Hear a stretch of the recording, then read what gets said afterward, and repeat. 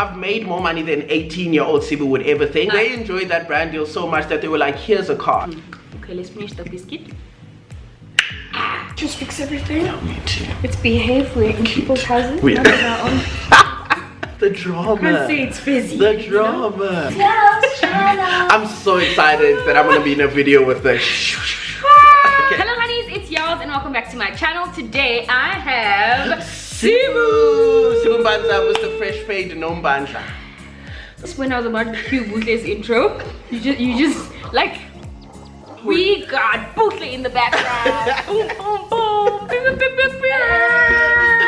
That was such a nice intro. I didn't get the trumpets and the fanfare, but it's fine. I'm not jealous. I'm not. Sibu is so much fun, and I'm sure you all know him. If you don't, I'm gonna insert his name right here. Today we are talking about influence. We are talking about influence. Yes. I'm very, very excited. Yay! As you all know, I do this every month. Once a month, I have an influencer here, and we're gonna be talking about all things that have to do with influencing, and in particular today, we're talking about YouTubing. You are the OG of YouTube. You are. So I decided to have him here because why not hear from the OG himself about how the journey has been and his evolvingness of Ness. Yes, got you. He's got 3 channels, guys. 4. I do. Do you have 3 or 4? I have. Which channel counts as the 4th one? I mean, it depends on what she would say, but yeah, I do help her a little bit, very tiny bit on that channel. But no, let's say 3 channels.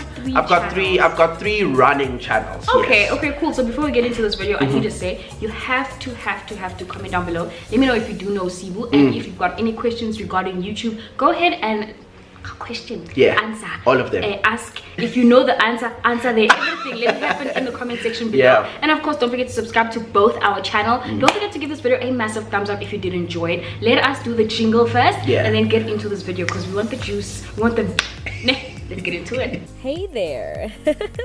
It's Yolz channel. Yes, you can have your tea because we're about to spill some. Tea on spicy. I like that. that. No, now he's thinking of another channel. Okay. What actually inspired you starting a YouTube channel, especially in a space where there was barely any YouTubers? In fact, who was around? So we had a few people around at that time. Big ones, Mark Fitzgibbon, Brandon Berg. This is Cape Town specifically. You had your Grant Hines, who's still around right now as a gaming YouTuber, a guy with pink hair.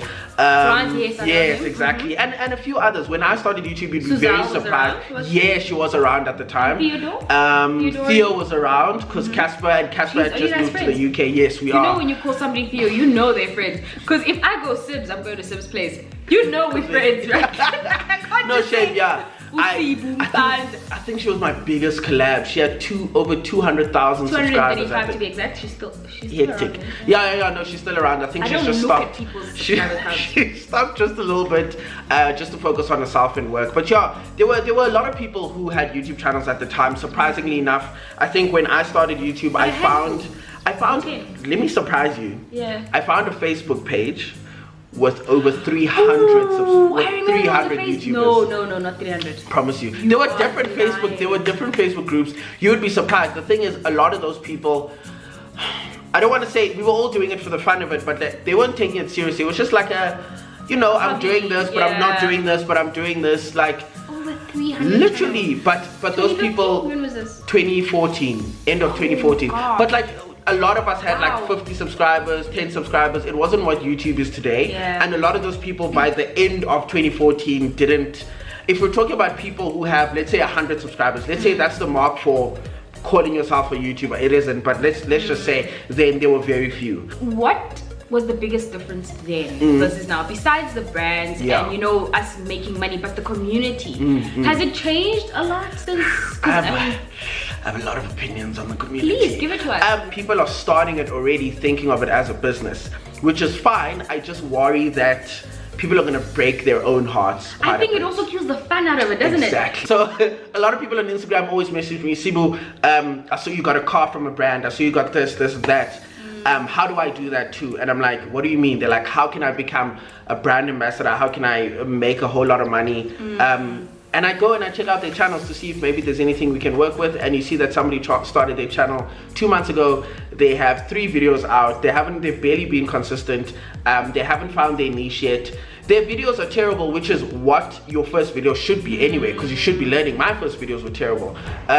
But there's no, like you said, the fun in getting into it, learning how to do it, getting to a certain place where you feel proud of yourself enough to go to brands and start talking to them, or have brands coming to you. People are already rushing. Sibu, how can I do this? How can I do that? How do I get to your level? Whatever that means. And it's just, I just wish people would take more time. I was watching you and Tandy say that you guys started making money after 1 year, right? And that's a long time. Don't get it twisted. That's a long time. I had to wait 3 years before I got my first. Started in 2014. 2015 didn't make any money. 2016 didn't make any money. January of 2017, when I dropped out of varsity and I moved to Joburg. And you went full time. And I went full-time YouTuber with nothing in my pocket. My mom gave me 2,000, shame, bless her heart. What can you do with nothing. I have very nice friends who offered to like help me as much as they could. In the first couple of months, I even borrowed money from like my friends, and my friend's grandparents borrowed me rent money in the first year. Like, it was dismal. And then the campaigns came along, and the way you looked at Tanya when she was like 17,000, my first campaign was 30,000 rand. What? I was very, very lucky. That is huge. I was very, very, very lucky. That is huge. I had just moved here, and did you have to negotiate that rate? Nothing. That's what the email. So I first got an email, right, from this guy named Twice. He worked for an agency called Book of Swag, and they were doing a brand deal with Standard Bank. And then he emailed me. I remember I just moved into my room at the time, and I got the email, and it said, "We'd love to work with you. When is the next time you're in Joburg?" And I was like, "Oh, I just moved here like a couple of weeks ago." They were like, "Cool, please come to our offices. We have a brand deal that's coming up. We can't say who it is until you come here and sign an NDA." I got there, they were like, "It's Standard Bank. They want to do a digital ad about people who chase their dreams." And I was like, "Okay, cool." And then they showed me the contract. And I saw the 30,000 rand, and I was like, "I think you gave me somebody else's contract." I was like, "Whose is this?" Yolz, I barely ever had a job. The one job I had, I was excluded from varsity, and I was just looking for things to do. And I got a call center job that paid me 3,000 rand a month. So this, especially after not having any money, was a huge deal. From 2000. It was and especially because at the time I think I had maybe 3,000. Oh, it's okay, sis. Maybe 3,000 subscribers. And I was very surprised, but they were like, "No, this is your worth. We see the work you're doing. You're one of the pioneers of YouTube." And absolutely. I think the downside to the story is something that a lot of influencers don't talk about, is I didn't get a lot of jobs after that. So I had to stretch that 30 for a very, very long time. Let's unpack that, you know. When you are starting off and you do get that first, which is what everyone is waiting for. It almost feels as though people are just waiting for that first break, that big break, you know. But even after that, like, what happens when you don't get like I was very, very lucky in the fact that because I'd been paid that amount, I tried very much not to go under that amount from that day on. If I was like, somebody values me this much, I'm not going to value myself any less. I think a lot of people do glamorize it. If you follow me on Twitter, you will know that I struggle sometimes. I tweet about it a lot, where I'm like, super broke this month, or this is the brokest I've been this year, or I'm trying to like put 2 and 2 things together, or I just try and be as honest as possible without giving people too much of like my personal life situation. Because people are weird. I try to be as honest as possible, and I'd like to think that the subscribers can attest to that.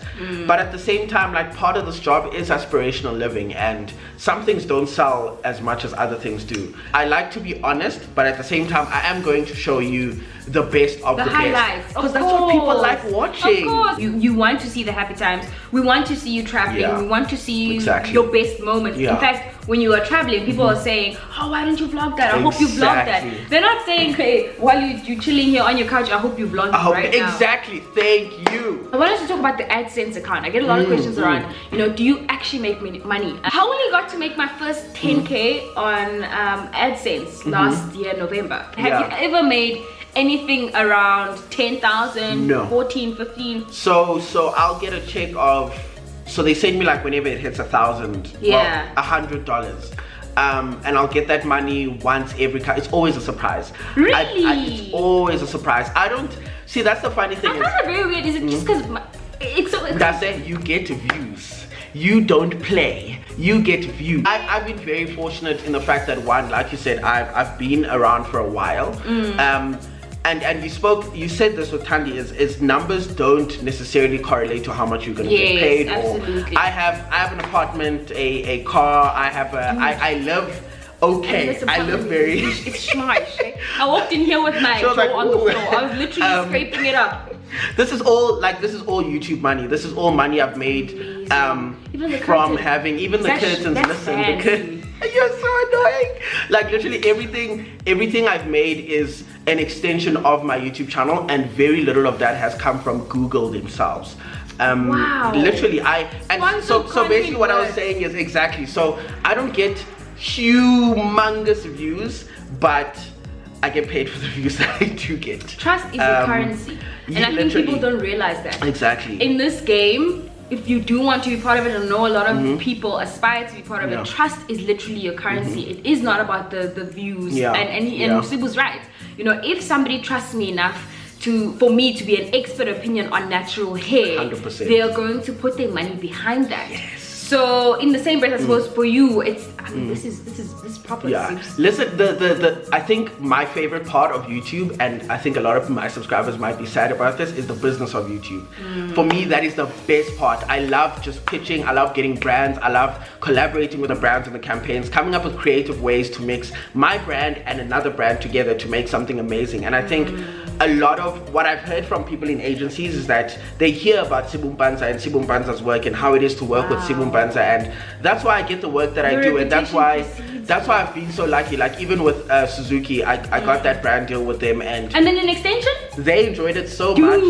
Well done. They enjoyed that brand deal so much that they were like, here's a car, here's one of the cars, enjoy it, affect your life, do whatever you want, and that was a real testament of how hard I feel I work, and I just want to always carry on that way. So working with brands, guys, is my favorite part. Do you pitch more than you actually are approached, or do you find yourself sort of 50-50? You pitch when you want to, when you see a brand, you're like, I actually would like so I don't pitch as much as people think I do. I think people have this idea of Sibu every day just knocking down doors. I don't think so. I feel like you approached. Because you're an OG.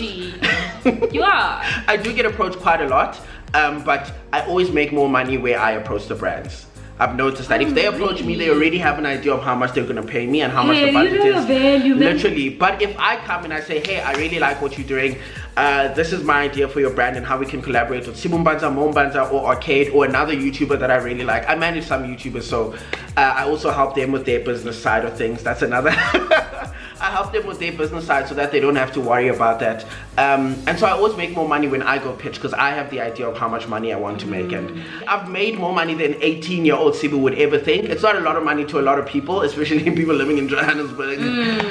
But at the same time, this is your business. Literally. And you being able to get revenue and profit out of it is a big achievement. Exactly, yeah. People's businesses fail. I can be very, very honest, where the most I've made from a brand who's come to me and had their idea already and just wanted me to execute it, and I liked the idea, so I didn't necessarily add anything onto it. It was probably like 50,000 or so for multiple like posts and videos. But the most I've made when I asked for it, I won't say the exact number, but it was not more 6 figures than 200,000 rand.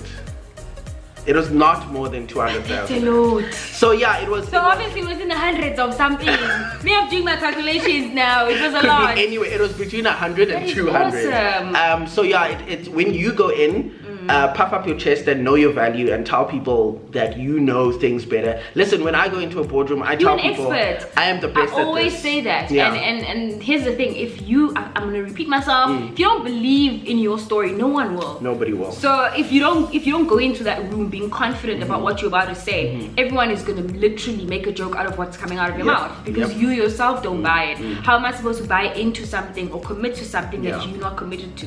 So I'm really glad we had this conversation. Thank you so much for being open. You've even talked numbers. I didn't have to squeeze anything out. Right, man. You know, when Sibu did Vlogtober, daily vlogging, well, he tried almost every day. I think he missed like 1 or 2 days. Oof. But he literally way more than that, but she's so nice. Oh, really? Oh my god, I was there on edge. It's okay. That actually inspired this series, Daily Dose of Yolz, and the reason I did that is because, well, I chatted to my husband. I was like, babe, this is what Sibu's doing, and it's really, it's besides the views that he was getting, it's keeping me on edge, it's keeping me hungry and in suspense of what's next, what's he up to, you know, how things are taken around his family, his friends, his subscribers. He was involving everyone. And then my husband challenged me to do Daily Dose of Yolz in November last year, and that also blew up. I gained 5,000 subscribers in a week. Exactly. You know, which blew my mind. But it also forced me to be very creative. So I want to talk about that. You had your channel. Take us through that thought process of you deciding to go from Sibu Mpanza to Mpoomy Ledwaba. I remember you did a video on it, and I was very confused. In fact, I was just like, all right, should I call him? You know what's going on? I get you. But it's a concern that's probably in a lot of our subscribers' minds as well.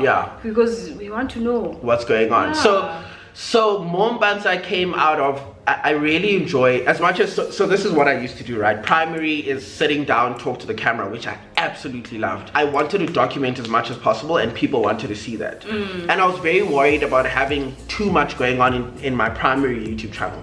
And I didn't know how I was going to vlog, and I didn't want to test it on a YouTube channel that was already working, that was already making money. So I was like, let me start a second channel and call it Mpoomy Ledwaba. And all I'm going to do on that channel is vlog my daily life, anything that happens, as much of the things that happen, without, you know, getting people too much into my personal life. Point is to diversify, to have people watch more, because I don't want to exclude people. Some people don't like current affairs, which is what I was mostly talking about on my first channel, and people like this. So now I have this audience and that audience, instead of ostracizing the one part of me, the one. And now you got another channel. Exactly. Now we have a third channel called Which is doing so well already. Slowly but surely, hey. It's with George Nguni, OK Wasabi. We talk about tech, we talk about gaming. Felt like there weren't enough young black people in the gaming and tech scene, and we know there's a big community. Like, people of color love gaming, it's just that there's no voice for them. So we wanted to create a channel where it was as authentically South African as possible. If you're still interested in, you know, getting on board on YouTube, do it, but do it for the fun of it, do it for the love. And once you do have the right knack for it, trust me, you're gonna walk in a room and be able to pitch and believe in your story and get that money. That's money. Thank you so much, Sibu. I really enjoyed this talk, and I can't wait to be on. Am I going to be on? You're gonna be on Mpoomy Ledwaba. She's going to be on Mpoomy Ledwaba. We're gonna release these videos at the same time. Please tell me you're only releasing this next week. Yes, next week. But I'll give you the day. Okay, we will release the videos at the same time. We're doing a video on Mpoomy Ledwaba, and Yolz is going to test Buhle and I on whether we are ready to have a baby. Buhle and I feel like we might be at that point. Listen, Sib's tea. But we want to see if Yolz really thinks so, and if Yolz doesn't think so, then we'll wait another couple of years and we'll see. But hopefully, such an expert. We'll see. Hopefully, we pass the baby test. We will see. Otherwise, that is it from us. Give this video a massive thumbs up if you enjoyed it. Comment down below again. Ask away. There's no more money questions because they're all answered over here. So ask whatever you want to down in the comment section below, and don't forget to subscribe to both my channel, no, not even both, my channel, Sibu Mpanza's channel, Mpoomy Ledwaba, and Arcade ZA. Yeah, Arcade ZA. So, it's a lot. It's a lot. But do subscribe, it's free. But yeah, guys, cheers from us. Bye. Bye. Alrighty.